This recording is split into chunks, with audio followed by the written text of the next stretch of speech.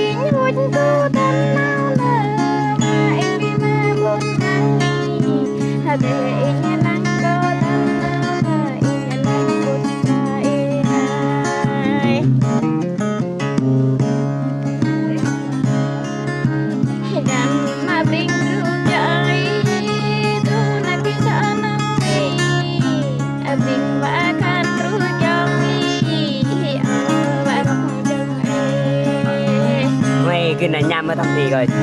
Rin, chung à? Quá rồi. Cái tay tôi đâu mà. Nhằm cái tâm. Con luôn gọi.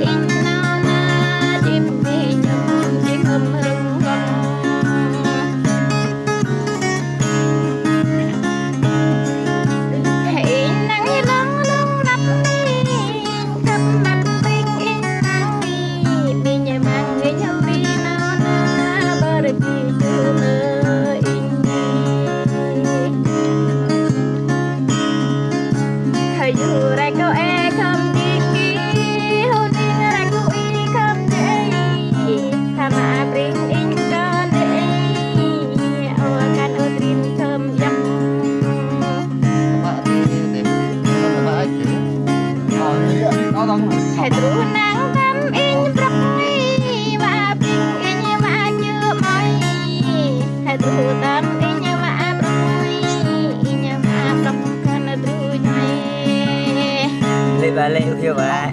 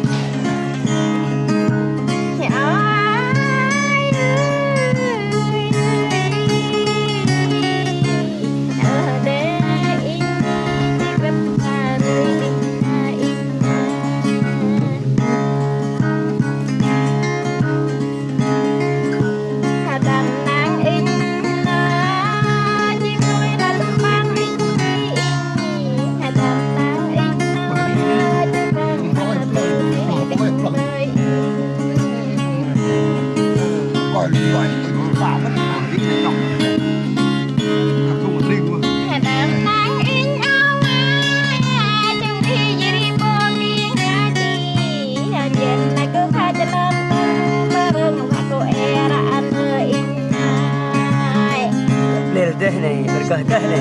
Bila kuyuk ai. tôi đi nàng tân để chúng ta mắt đi tam đi trong chưa ta tôi đi tam đi tôi ta đi mừng hơn lại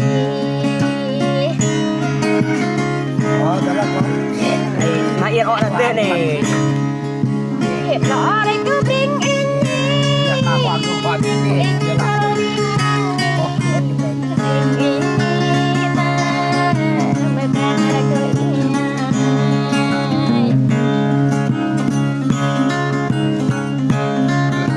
quăng à lẽ na tâm ai na na ý là quá phải út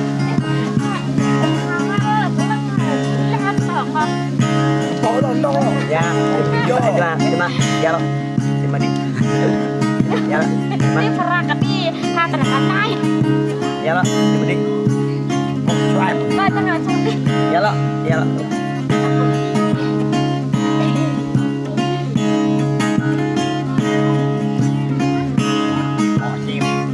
Bắt ông cái tao bắt tao blok ini anh nggak pernah Ya lo. Ya. trò liệu Ya. Nih. Injang uri tamai oti beri nyuri bagai anak uri keman Đâu ở đây đâu? Bangun loh, ya, bangun. Di tamai ne hai mẹ can tâm phú phải ta tâm phán can lại mới hát ngay vã hờ trụ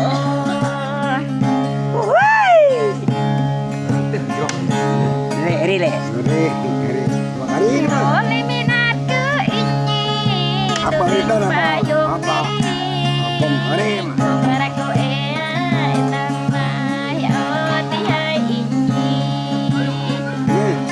đặc biệt hiện từ gì là khai như là Hete nam ke ini au babi ma putiana Hete nam ke ini au ma te terbrap Hete indak ke iai akan temholingan Hete in ke iai nơi akan hemi ke bu Hati inya juga nơi ai tham thơ ba luai inya ơi sa chu ba lần này inya ba ban lịch ma với đi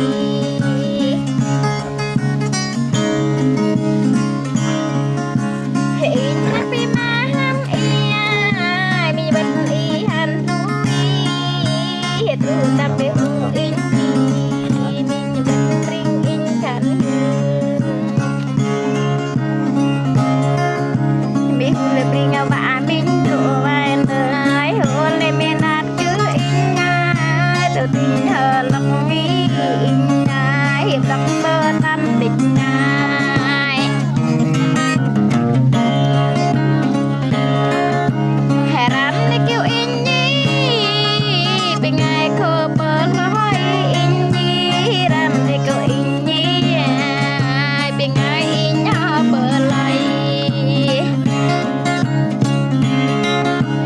nhoi ra khu đi tâm lại nơ vạ lơ yên dễ đi in ai còn để thầy in nấu nơ đi phụ mẹ lăng chim mang thầy in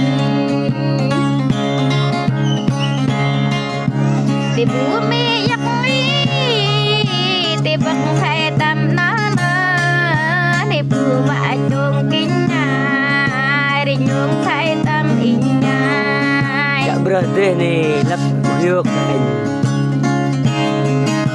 Hana là chuyện hầm cơ chừng em ơi hầm biết ra cơ ia Hana chuyện hầm ba chợt này mơ bằng ngớt in không làm ơi Hãy mã mang lâm in không nhà cài dư cứ đi tâm đi tụ tâm là cái